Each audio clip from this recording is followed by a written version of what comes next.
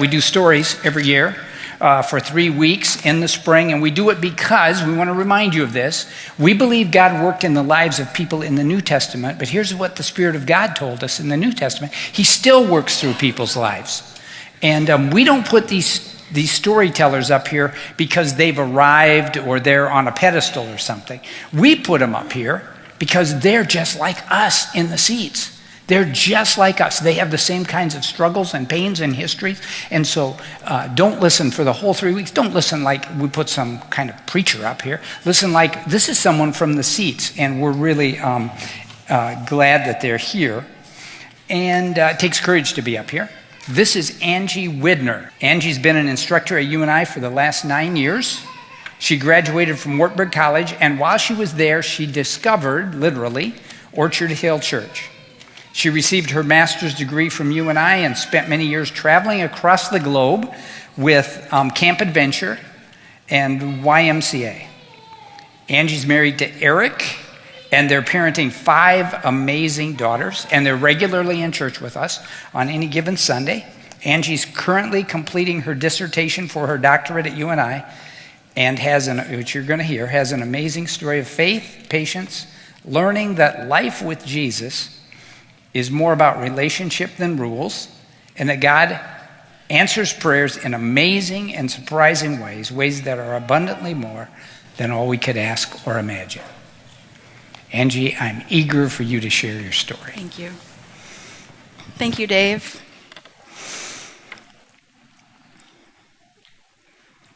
A lot of the best stories end with a hero. Well, mine starts out with one, my mother. Of course, everyone can say that about the person who gave birth to them, but I weighed 11 pounds and my mom had me naturally. So you see my point.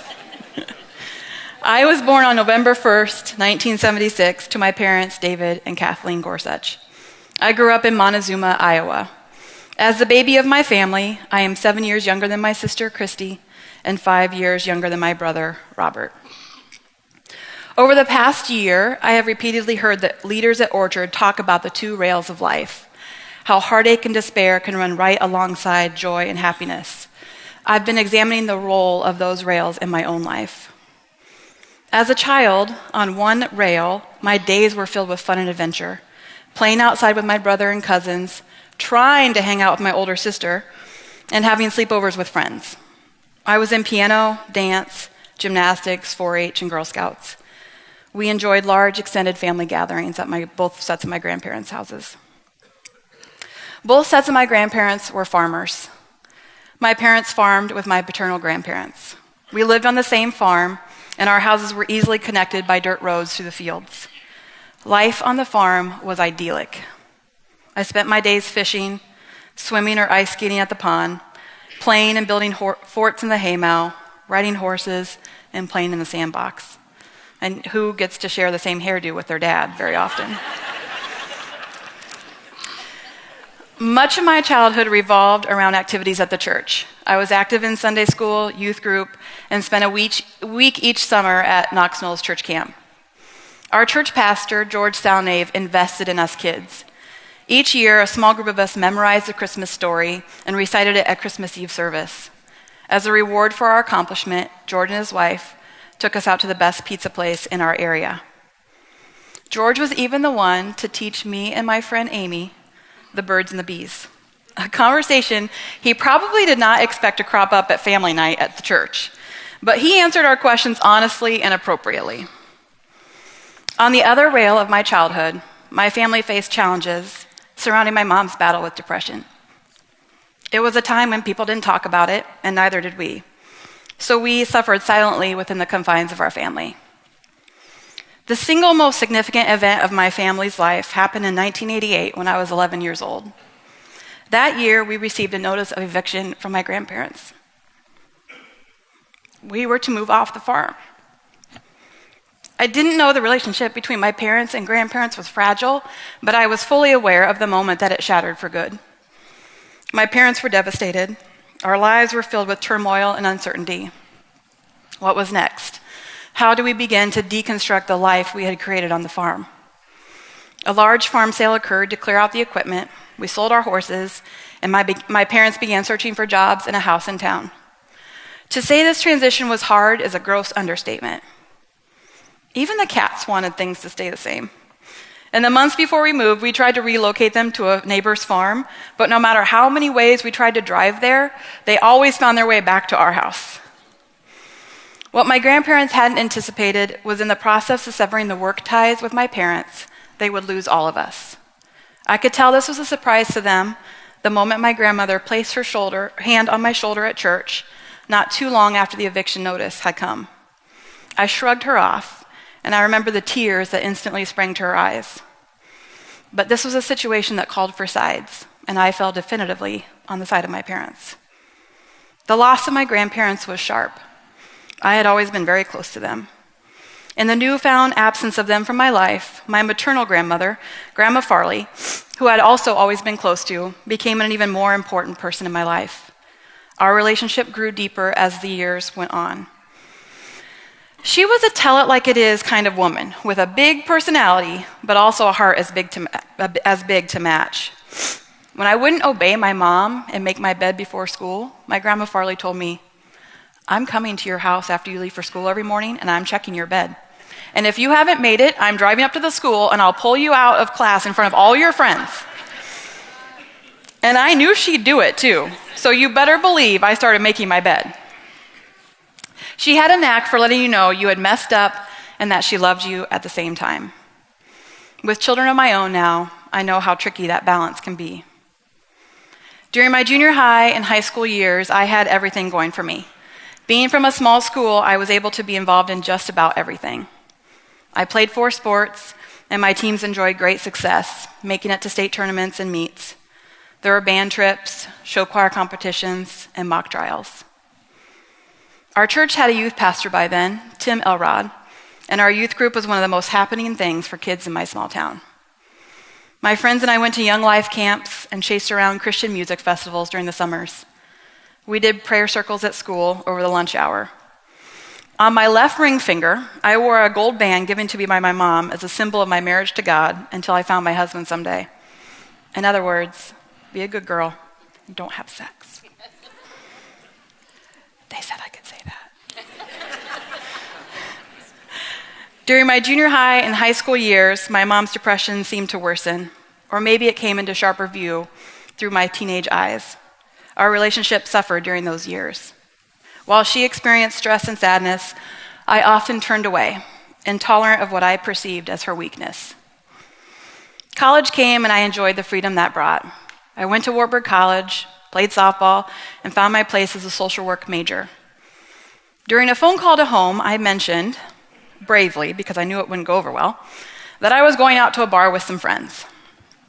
A strong disagreement ensued, and I specifically remember my mom saying, "I guess I just thought you were a Christian." To which I replied, "Mom, Jesus drank wine with the disciples." But to be honest, I didn't know if it was okay. I remember learning that Pastor Trochty, the campus pastor at Wartburg, took his class at the end of the semester to Joe's Nighthawk for beers. I was stunned. A pastor who drinks? It was hard to sort out the messages of my youth with the new experiences of my young adulthood. My relationship with my college boyfriend brought great joy and also deep pain. Again, those 2 rails. On one hand, he was the all-American boy, smart, kind, responsible, great athlete, and from an incredibly upstanding Christian family. I grew close to his entire family and valued the lessons I learned from his parents about marriage, taking care of your community and your family. On the other rail, we went back and forth, trying not to get so serious too young and falling for each other at the same time. At the point at which I was fully invested, I struggled with repeated heartache from our on and off again ways. During one of our off times, I was feeling incredible sadness and knew I needed God. I got in my car one Sunday morning and drove to Cedar Falls to find a place to go to church. I can't tell you why I took the turns that I did, but somehow I ended up driving by a sign for a church with a service starting in just minutes. That was the day I was introduced to Orchard Hill Church. I was moved by Pastor Ed Baker, and that first visit was the start of making Orchard my home church in the Cedar Valley. Following my college graduation, I spent the summer with Camp Adventure Child and Youth Services, working with children in Germany. That led to graduate school at UNI and a slight career shift to youth services and nonprofit management. I have continued in various ways to be involved with Camp Adventure for nearly 18 years now. I have been fortunate to spend periods of time living in Germany, South Korea, Japan, and Hawaii, and from there traveled to over 20 countries throughout Europe, Asia, and Africa. After graduate school, I moved to California, where I worked as a youth and family program director for the YMCA. Mostly I had to get out of Iowa because everyone around me was getting married. I love my job and life in Northern California. My relationship with my mom benefited from the geographic distance between us. California may have been extra good to me because I had prayers coming my way. While I was living there, 2 close family members told me they were praying for me to find my way, because I guess I had lost it after choosing to live in the San Francisco Bay Area. You know, where all the gay people live. I eventually landed what I considered my dream job when I became the director of the Global Teens program at the International YMCA in New York City. As much as I loved California, I also really loved New York City. I remember looking up and down the subway cars thinking to myself, this is the world's people all gathered together. I worked with amazing teens, setting up international experiences for them across the globe. The offices of the International Y were right along Central Park West, so my commute included 2 strolls through Central Park every day. And both California and New York were good for the fact that many young professionals in their 20s and early 30s were single. While in that position, I traveled to Costa Rica, India, and Kenya, 3 places where I saw the most extreme poverty I had ever encountered. Of course, that depends on how we define poverty. In money and material things, there was wretched poverty. But in love and values and family, there was immense richness. For all of my international experiences, I will be eternally grateful. My worldview was blown up during those years of travel. I experienced cultures very different from my own, and with that, observed deeply religious people of other faiths. In Egypt, I saw entire cities of people respond to the Islamic call to prayer multiple times a day. In Japan, which is primarily Buddhist, I experienced the safest and most peaceful society I have ever known. In so many of the countries I visited, I was struck by the deep devotion to God I saw in those around me, and further by how the entire society seemed to be guided by faith in a way we don't see as much in the United States. I wrestled with my questions regarding the world's religions and considered that maybe those religions were ways to God as well. But the most trusted Christians in my life told me, you can't call yourself a Christian if you believe that. That underscored the central challenge of my faith during that time. I still believed in God, but I didn't know how to fit into the Christian life I had been taught was the right way, a way based on rules and exclusions. And so during most of my 20s and early 30s, I had what I would call a distant faith. I attended church occasionally. I still believed in God, of course, and I prayed, but I was not committed to deepening my faith as I once had. For various reasons, I made the difficult decision to move back to Iowa from New York City. I wasn't ready to leave New York, but my dad had been undergoing cancer treatments for several years, and my grandmother was aging. I had been too far from my sister and her family for too long and wanted to be closer again so I could watch my nephews grow up. When Grandma Farley passed away unexpectedly, but so peacefully, in 2007, I was thankful to be close and to have had more time with her during the 1.5 years before she died. In January 2008, my dad's cancer significantly progressed. Up to that point, it had always been, well, they found some here, so he's going to do chemo or radiation. But for the most part, he seemed fine. In the 3 months before my dad passed in March 2008, he deteriorated quickly. The cancer metastasized in his spine, and he was no longer able to walk. My siblings and I began taking turns taking care of him, helping my mom take care of him at home. He wasn't sleeping well, so at times I sat up with him in the middle of the night and we talked. He had never been so open before, and in that openness I learned of the regrets he had for his own life. I was left to wonder what his life may have been had things gone differently for him. There is one part of his death that brings me comfort. He was in a hospital bed in our living room during the final days, and we kept various Celine Dion CDs playing by his side. My dad loves Celine Dion. My sister and I were in the room when my dad took his last breath on this earth. We still don't know how it happened, but as we gathered by his bed after he died, one song played over and over again. My sister thought I had pushed repeat, and she thought I pushed it, and I thought she had pushed it. That song must have played 7 or 8 times in a row before it was finally shut off. The song is called A World to Believe In. The lyrics and chorus are incredible, and I can't share them all, but here's just a sample from the first verse. I've seen the tears and the heartache, and I felt the pain. I've seen the hatred in so many lives lost in vain.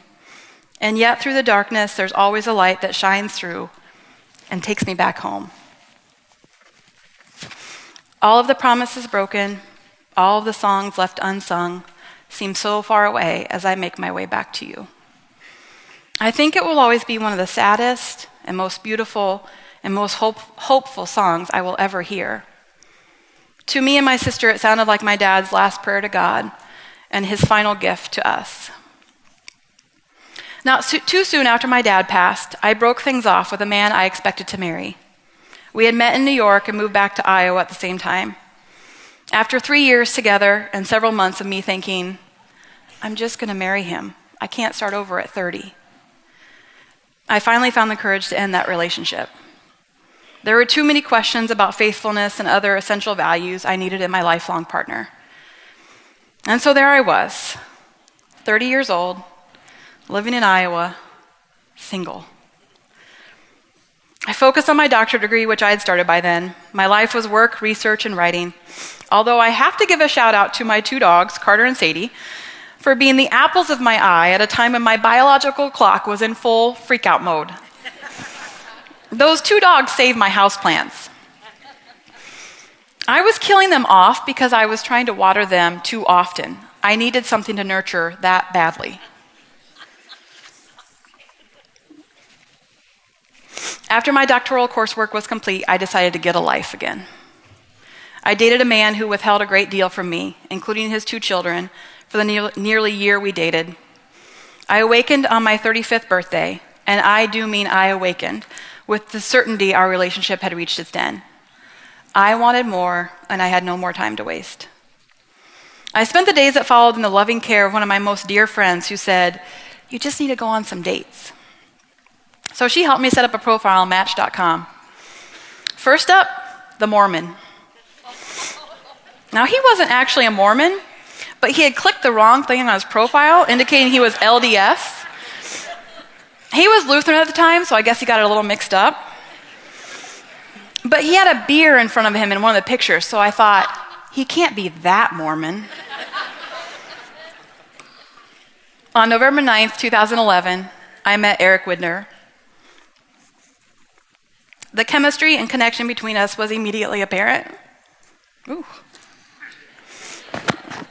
I came to know him as a man of high character and work ethic who had a deep devotion to his 3 daughters and was a superb cook in the kitchen. After knowing him for just over a week, I called my mom to tell her I had met the man I was going to marry. Now, some parents may advise you to take your time, but I guess when your daughter is 35 and never been married, it's easy to get on board right away, and that's what she did. Eric and I were engaged by Christmas and married by Memorial Day. Eric's 3 daughters, Emma, 15 when I met her, Megan, 13, and Maddie, 11, immediately embraced me. During our engagement photos, we took a fun picture holding signs that said, buy 1, get 3 free. What a sweet deal. That's a great way of putting it. The emotions of falling in love are powerful, and I had that times 4. At 35, I expected to find someone who had already been married at that point. I knew the pain of a divorce would be part of the story, but what I didn't expect was the divorce to be hard on me as well. I went through a time I can only describe as a grieving process, when I felt real sadness over the divorce and the girl's mom. I wished it to be different for the girl's sake. Of course, if all had gone as it should, I wouldn't be in their lives. So it was confusing. I questioned whether I was the backup plan in my husband's life. I was released from that pestering feeling after hearing one of the messages at Orchard by Julie Cameron, who said this: "Our God is a God of continual plan A's." We welcomed our first daughter, or fourth, depending on how you look at it, Vivian Christine, on April 2nd, 2013. After Vivian, we experienced 2 miscarriages and wondered if we would be able to have another child. I didn't know exactly how to think about those unknown babies, whether they had even made it to the point of having a spirit.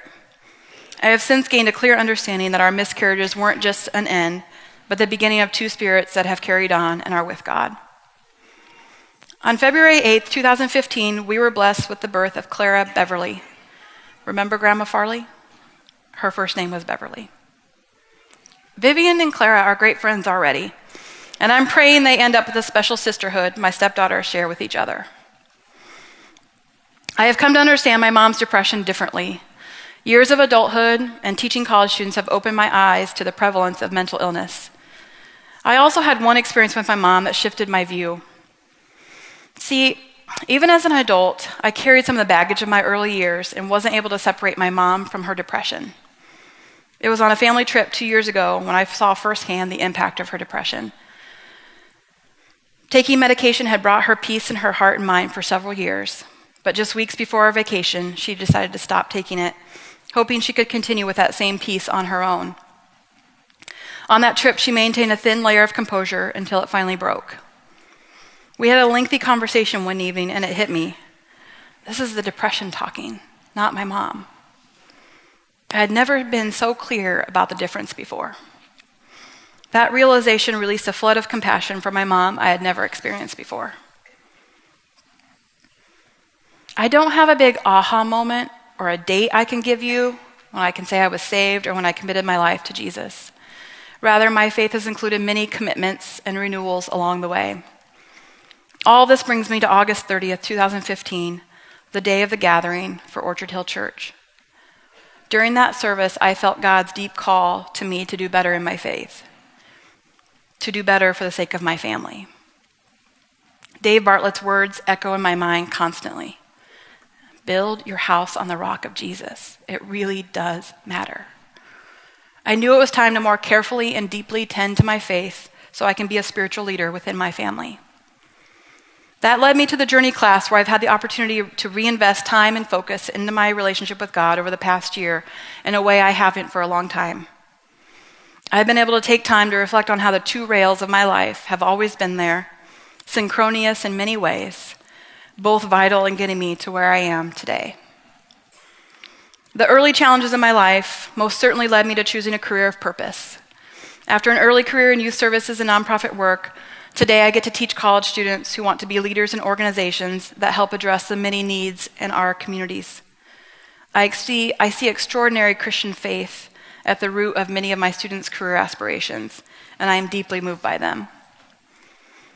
The devastation surrounding our move from the farm and the subsequent years of separation from my grandparents gave me my first, most challenging opportunity to practice forgiveness.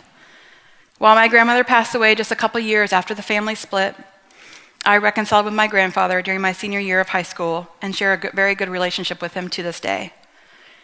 I do my best to ask for forgiveness when I need to and to give it without hesitation.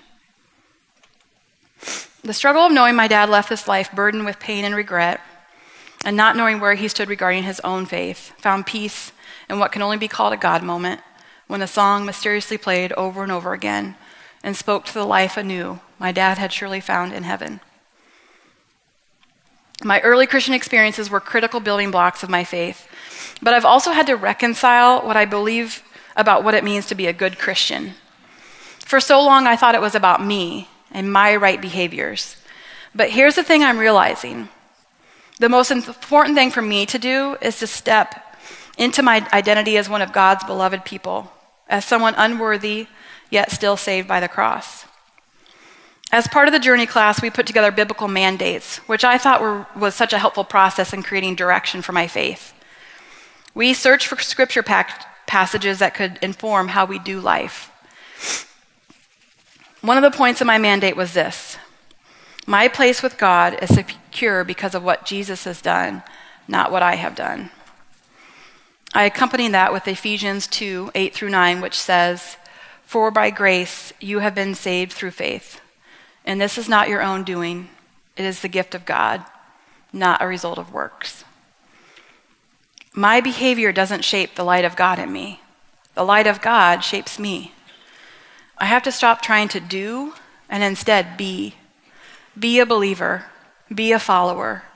Be willing to join God and others in his work on this earth to bless a broken world. My question regarding how God looks upon the people of this world, including those practicing other faiths, has found a very unsatisfying answer I have to become comfortable with. I don't know. All I can do is trust God will take care of all he has created. While my sister's seemingly perfect faith has been hard to live up to at times, I have benefited immensely from watching her and her husband build a relationship and family that place God as the centerpiece.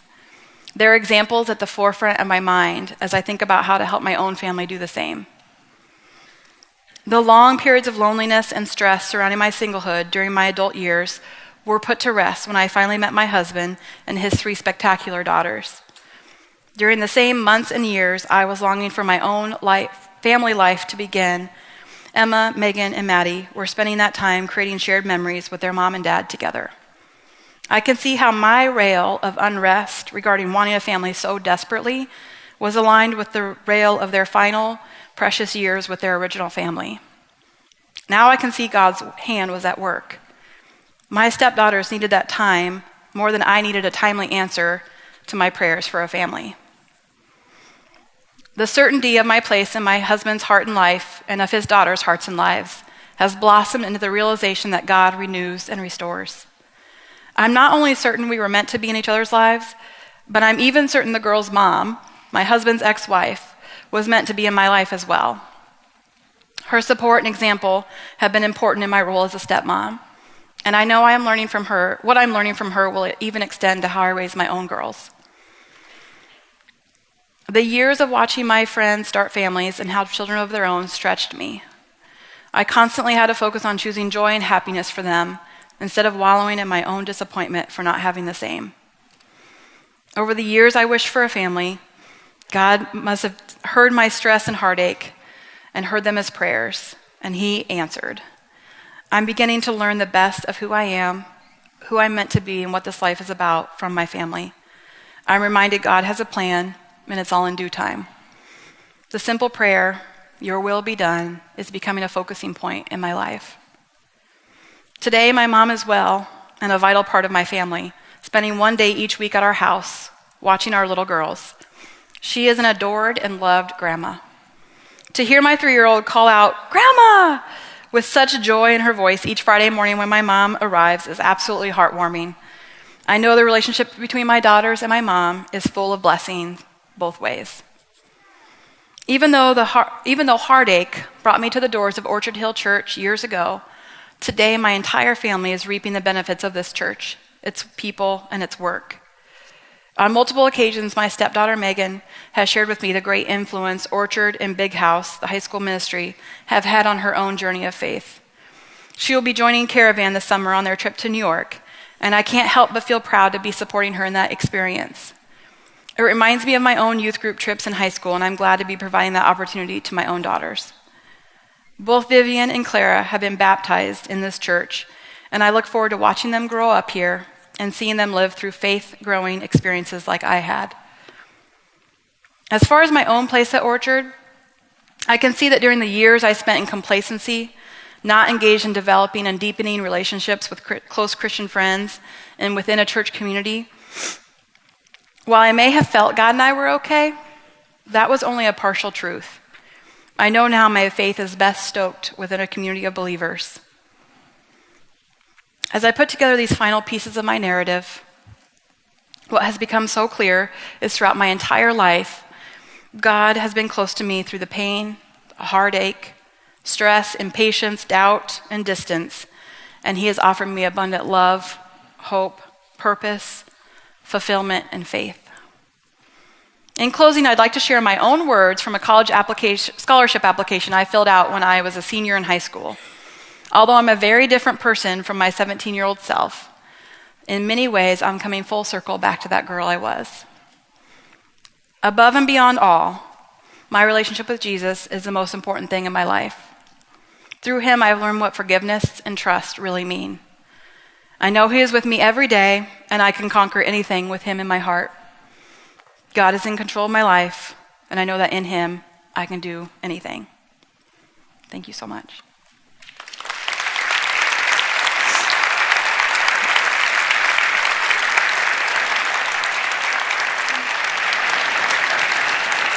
I'm going to pray for Angie and her family and for any of you who were touched by this story. Let's pray. Dear God, thank you for the courage Angie showed in standing up here.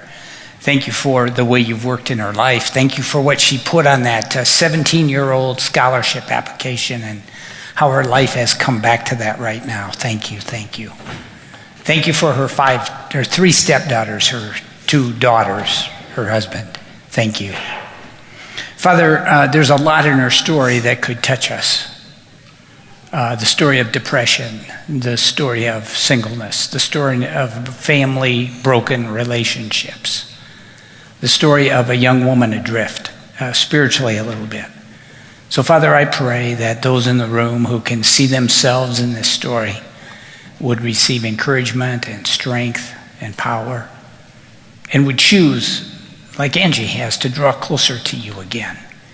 In Jesus' name, amen. Amen. Thanks.